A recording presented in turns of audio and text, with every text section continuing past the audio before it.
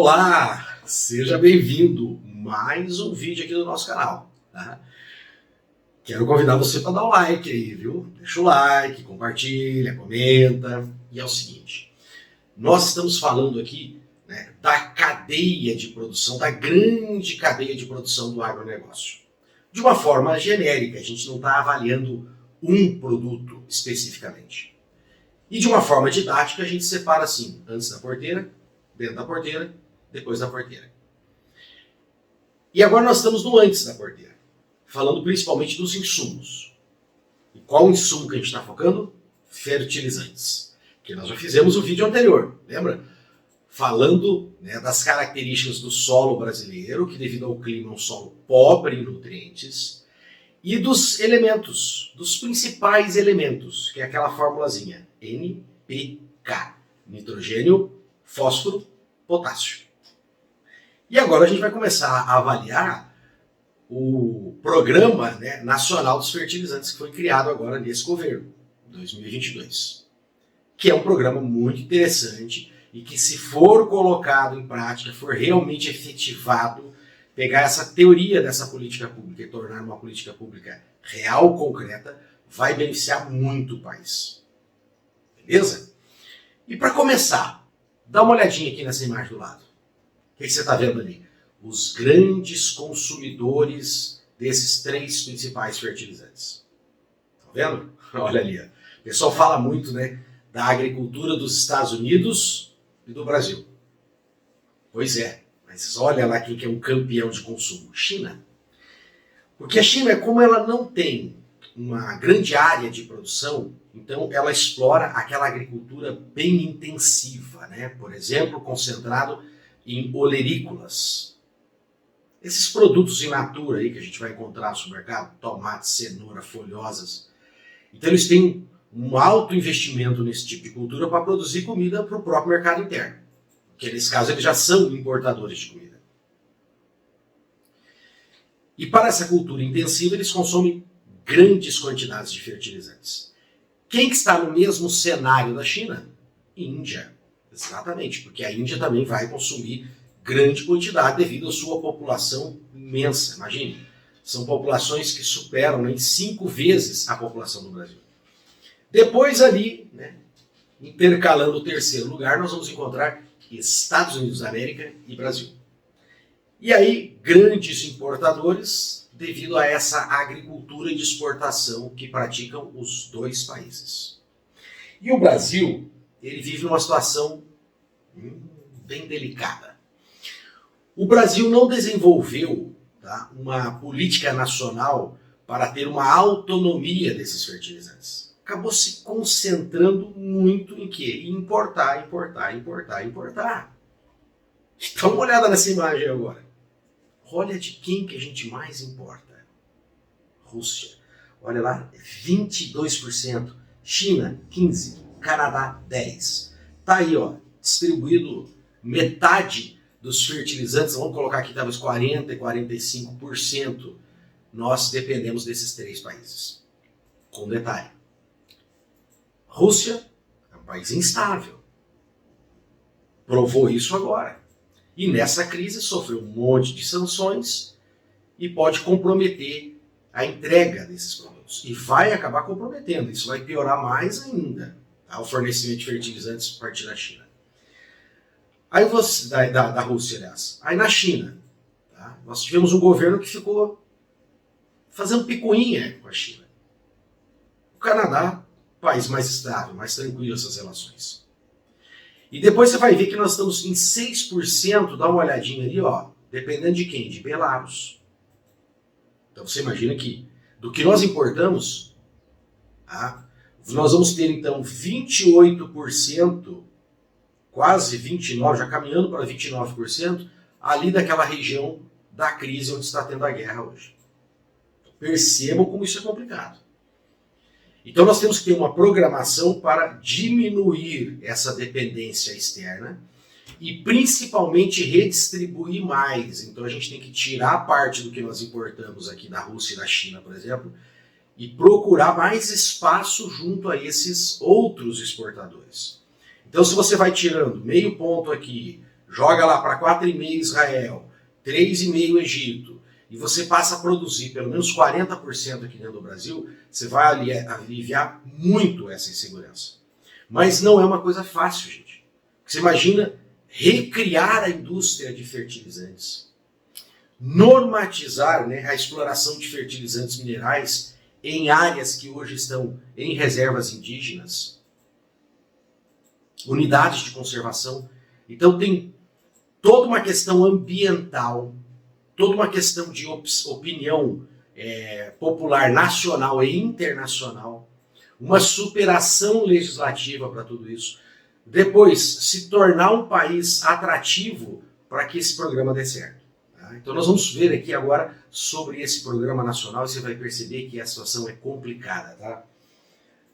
Dá uma olhadinha aqui no que seria, assim, as grandes diretrizes. Tá? Vocês estão vendo essa figura aqui, ela é bem interessante, né? Porque ela vai mostrar ali metas e ações, mas no centro tem as diretrizes. Nós vamos falar principalmente dessas diretrizes agora, que é ó, melhoria do ambiente de negócios, competitividade nacional na cadeia, que significa que nós temos que ser competitivos em relação ao que vem de fora, e investimento em ciência, tecnologia, inovação e sustentabilidade. Então, primeiro vamos lá. Melhoria do ambiente. Então, o ambiente no Brasil hoje não é atrativo para grandes investimentos como esse. Porque quando a gente fala da indústria de fertilizantes, se for nitrogenado, por exemplo, nós estamos falando de uma indústria gigantesca, que se aproxima aí o seu porte às indústrias de refinaria, de petróleo. Então nós estamos falando de estrutura muito grande, que demora muito tempo para se fazer a negociação, muito tempo para implantar, e um bom tempo para recuperar esse investimento. Então você tem que oferecer muita estabilidade, muita segurança para atrair esses investidores. Tá? Competitividade. Hoje, o que se manteve da nossa indústria de fertilizantes, ela está sucateada. Então ela não é competitiva. Então, para isso, nós precisamos melhorar essas empresas, tem que atrair investidores daqui e tem que atrair investidores de fora também. Ciência e tecnologia, tá, pessoal? Inovação e sustentabilidade. Então, vou começar pela sustentabilidade. Se você tem que criar novas indústrias, e quase sempre nós vamos ter problema de poluição, você vai ter que explorar esses nutrientes minerais em algum lugar, e segundo os estudos, nós temos isso em unidades de conservação, reservas indígenas. Então, eu tenho que criar toda uma normativa para isso, procedimentos específicos para esse tipo de exploração. Bom, quanto a ciência e tecnologia e inovação, nós temos que melhorar a formulação da aplicação desses fertilizantes. Porque se você libera o fertilizante no solo, ele vai solubilizar super rápido e boa parte dele a planta não absorve, perde. Então você precisa de fórmulas de aplicação que esse fertilizante permaneça mais tempo no solo. E também aumentar, melhorar e disseminar mais a tecnologia de aplicação. Porque hoje, com a agricultura de precisão, nós podemos melhorar o aproveitamento pela planta. Então a gente consegue aumentar a produtividade aplicando de forma correta. E também nós podemos reduzir a aplicação com essa tecnologia de agricultura de precisão. Então são essas diretrizes aqui que estão organizados dentro desse programa, dentro dessa política nacional de fertilizantes, que já deveria ter há muito tempo. Tá? E, se você olhar essa outra figura agora, você vai ver que é complexo, gente. Sim, a indústria dos fertilizantes é complexa. Ela não está isolada, entende? É uma teia de aranha. Você não vai conseguir tomar atitudes isoladamente, porque você vai mexer num elemento aqui, você mexe em diversos outros. Tá? Porque está tudo interligado, ó. Alimentos, biocombustíveis, indústria química, comércio exterior, indústria mineral e outros. Né? Que a gente poderia colocar aqui outros. Por exemplo, investimento, informação de seres humanos para poder fazer tudo isso aqui funcionar. Então, quando você está mexendo em grandes players, aí, ou grandes segmentos da economia, você acaba mexendo com tudo. Então, é um estudo sistêmico, por isso que ele tem que ser muito bem feito, acaba sendo lento esse processo. Tá? Bom, e aqui agora nós vamos então ver o decreto que criou esse Programa Nacional dos Fertilizantes. Tá? É o decreto 10.991, de 11 de março de 2022. Tá? Para começar, o que tem de importante aqui nesse decreto? A data, né, o período que ele vai ser aplicado, o período de execução desse programa, 2022 a 2050. Graças a Deus estão fazendo isso. Por quê? Porque as políticas públicas acabam sendo políticas de governo. Então o governante está pensando muito no que vai acontecer na próxima eleição. E ele não mede muitas consequências. Ele fala, bom, dali para frente eu não sou mais o presidente, a bomba que explodir vai ser no colo do outro. Então não tem uma programação, tá, gente, de médio e longo prazo. E esse é um dos problemas no Brasil. Tem falhas aqui? Sim, eu acho que tem bastante falha nesse programa. Algumas preocupantes. Mas é um mérito enorme de terem feito isso aqui. Né? Encabeçado aí pela ex-ministra de Agricultura. E isso aqui vai ficar como um marco. Eu espero que ele seja efetivado, concretizado nos outros governos. Então, o que ele traz de diretriz aqui importante? Vamos analisar uma a uma agora. Vamos lá. Primeiro, a modernização, a reativação e a ampliação de plantas industriais e dos projetos de fertilizantes existentes no país. O que aconteceu? Você tem que lembrar que, principalmente relacionado aos fertilizantes nitrogenados, nós tivemos a crise na Petrobras por corrupção, e isso, tá, depois para ser resolvido, foi promovida uma redução da Petrobras. E, consequentemente, foram cortados investimentos, foram paralisados projetos que poderiam ter ampliado essa indústria de fertilizantes nitrogenados. Também a exploração mineral. A exploração mineral não teve estímulos, tem o problema ambiental, como eu falei para vocês, e para gastar dinheiro com todos esses problemas e criar uma indústria enorme, sendo que Rússia e China estão ali para oferecer esse produto, que são grandes produtores. Então agora a gente tem que retomar isso. E existem, como eu falei para vocês, indústrias sucateadas. Tem áreas que nós não temos indústrias, então tem que pensar também nessa questão da logística, porque se tem uma área que é um grande produtor, então lá compensa extrair, mas só vai ter utilidade se chegar na área que tem o plantio, e o Brasil é muito grande, então isso cai em questão ferroviária para transportar fertilizante. Segundo, a melhoria, tá, do ambiente de negócios no país com vista à atração de investimentos para a cadeia de produção e distribuição de fertilizantes e insumos para a nutrição de plantas. É o que eu falei para vocês. O que acontece? O Brasil hoje, devido a essas pataquadas, dessas disputinhas ideológicas, de gente que deveria se comportar adequadamente, não se comporta, isso acaba refletindo mal e transfere a ideia de um país que não é seguro para investimentos. Agora, o fato de terem criado essa política nacional, vamos ver os desdobramentos disso, né? Porque aí tem que tornar essas diretrizes em algo concreto mesmo, criar os programas específicos para atrair esses investimentos, tanto internamente como externamente. 3. A promoção de vantagens competitivas para o país na cadeia de produção mundial de fertilizantes. Aqui, nesse caso, depende do quê? Depende do Estado. É lógico que lideranças políticas empresariais que têm um pensamento mais liberal pode pensar assim, não deixa o Estado se envolver nisso, não. Olha o problema da energia, olha o problema do petróleo, né, dos combustíveis, com esse excesso da presença do Estado. Mas o Estado ele tem que ser o impulsionador. Se o Estado for o impulsionador, ele facilmente pode tirar o cenário, né, tirar o time de campo, sair desse cenário, e aí fica só o seu papel regulamentador e a economia vai andar no setor privado. 4. Ampliação dos investimentos nas atividades de pesquisa, desenvolvimento e inovação e no aperfeiçoamento da cadeia de produção e distribuição de fertilizantes e insumos para a nutrição de plantas do país. Então, meu amigo, voltando àquilo que nós falávamos aqui. Aqui tem dois tópicos. Uma é questão de distribuição, o outro é questão de pesquisa e desenvolvimento.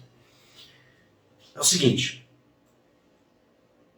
percebam como essa crítica ela se repete, tá? O tempo todo nós estamos vendo isso.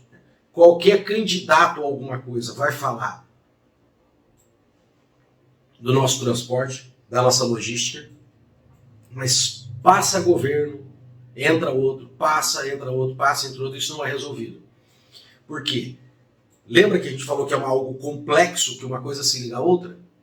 Então, se nós também não tivermos uma política para o desenvolvimento das nossas estradas, nesse caso especialmente ferrovias, para interligar locais de produção de fertilizantes a centros de distribuição, não vai adiantar nada. Porque nós vamos produzir e ao transportar vamos gastar muito, não vai ser competitivo. Então faz tudo isso aqui, passa essa crise mundial que nós estamos tendo da guerra, e aí o pessoal fala, quer saber de uma coisa? Vamos desativar tudo isso aí, porque está mais barato comprar lá fora. E aí tudo isso aqui vai ser jogado fora, inclusive dinheiro público. Então, se não forem feitas políticas paralelas, né, dessa distribuição, desse transporte, e aí sim a produção não vai resolver. Agora, vamos para a pesquisa e inovação. E aí cabe uma crítica enorme ao que estes governos, né, último e o atual, fizeram em relação à pesquisa, ao ensino, ao desenvolvimento. Estão falando tanto, que vai investir em pesquisa e tal, mas o que foi feito com o dinheiro de pesquisa, educação e saúde? Corte, corte, corte, corte, corte. Aliás, você pode ver que todo esse programa, no que se refere à pesquisa, está focado em quem? Focado na Embrapa. Embrapa. A Embrapa não vai dar conta disso. Inclusive, você tem que lembrar que a Embrapa, apesar dela ter alguns programas de formação, ela não é uma instituição de ensino, ela não forma pesquisadores. Quem forma pesquisador é a universidade. É a universidade. A Embrapa não vai formar matemáticos, estatísticos, bioquímicos, agrônomos, e depois também não vai dar a formação, né, estrito sensu, transformando esse pessoal em pesquisador. Repito, ela tem alguns programas, mas isso é incipiente, porque a função dela é atuar como instituição de pesquisa. É diferente da universidade, que é ensino e pesquisa. E esse governo em particular, além de não investir, desmereceu o trabalho dos professores. Aquela crítica ideológica para tentar ganhar alguns votos ali, né, de pessoas lá que, por seus motivos, né, da sua moral, da sua religiosidade, criticam as universidades. Mas isso é uma falha terrível, gente, porque a universidade não é isso que eles falam. É lá da universidade que sai o biólogo, o agrônomo, o bioquímico, o matemático, o estatístico. Então, não adianta nada preparar essa estrutura toda aqui, não ter um bom sistema de transporte e não ter uma formação de pessoas. Porque se não tiver um planejamento de formação de pessoas para 30, 40, 50 anos, você não vai conseguir suprir isso aqui adequadamente. Ou você pode até criar, mas aí você não tem a mão de obra adequadamente qualificada para trabalhar aqui. Que conheçam os equipamentos tecnológicos, os softwares, ter área, inclusive, para fazer as pesquisas, ter dinheiro para fazer pesquisa. Então, isso aqui vai ser um furo enorme se não for corrigido esse problema. Quinto, a adequação da infraestrutura para a integração de polos logísticos e viabilização de novos empreendimentos. Bom, é o que eu fiquei falando para vocês. Não adianta ir lá no lugar onde tem potássio para ser extraído, por exemplo, de uma reserva indígena. Criar toda uma estrutura de extração ali, gastar um dinheiro enorme. Tá, peraí, agora nós vamos levar isso aqui para a área de plantio como? E essa questão da logística, ela muito provavelmente, eu não sou especialista nisso, mas dá a minha impressão, que talvez ela vai ser maior do que o próprio investimento que nós vamos ter que fazer na extração. Entendeu? E caminhando para o finalzinho aqui, então, agora vamos lá. Eu vou pegar aqui no artigo 3º e no artigo 4º algumas coisas que não estão comentadas aqui no artigo 2º. Tá? No artigo 3º, dos objetivos estratégicos, eu quero chamar a atenção de um. Né? Monitorar e avaliar o cenário tributário dos fertilizantes e promover ações destinadas ao tratamento equânime de produtos nacionais importados. Bom, é isso aí. Além de incentivar o investimento, você também tem que fazer com que os produtos internos sejam competitivos. E aí você acaba interferindo na tributação de importação. Mas eles falam assim, vai vir aquele protecionismo, vou estragar tudo ao Estado. Aí que tá, né? O problema não é o protecionismo, mas é o quanto nós lançamos mão desse recurso. Fazer sem protecionismo também eu acho bem complicado. Agora, o problema é se quem estiver no governo naquele momento vai saber dosar isso. Porque aí vem a atitude politiqueira, né? Corta imposto, tira imposto, aumenta imposto. Aí vira aquela bagunça. E acaba comprometendo toda a cadeia produtiva. Artigo 4º. Nós vamos dar uma olhada aqui no 2º, no 5º e no 6º inciso. Então, o que fala o artigo 4º? As metas específicas e as ações do Programa Nacional de Fertilizantes 2250 serão detalhados pelo Conselho Nacional de Fertilizantes e Nutrição de Plantas, o CONFERT, observadas as diretrizes e os objetivos estratégicos estabelecidos nesse decreto. Parágrafo único. As metas e as ações específicas de que trata o CAPT serão definidas com a finalidade de, então vamos lá, número 2, aumentar a produção de oferta de fertilizantes orgânicos e organominerais. Isso é uma pesquisa que praticamente não tem no Brasil, porque não tem investimento, não tem incentivo para isso. Até os incentivos privados, é lógico que eles são muito mais fortes o quê? Na fertilização química, porque é onde a indústria está mais interessada. Então tem que começar aqui a fortalecer a pesquisa básica dessa produção. E melhorar, inclusive, o aproveitamento de fontes de produção de resíduos orgânicos. E para isso, volta naquilo que eu falei. Tem que investir em universidade. Onde começa isso aí. 5º, estimular a oferta de produtos e processos tecnológicos que promovam o aumento da eficiência do uso agronômico de fertilizantes e a utilização de novos insumos para a nutrição de plantas. Aquilo que eu falei para vocês. A gente tem que melhorar a formulação para que esse fertilizante chegue no solo e seja melhor aproveitado e aproveitado por um tempo maior para a planta. E também temos que aprimorar a tecnologia de aplicação. 7º, aumentar a oferta de novos produtos oriundos das cadeias emergentes de produção e distribuição de fertilizantes e insumos para a nutrição de plantas. Isso mesmo.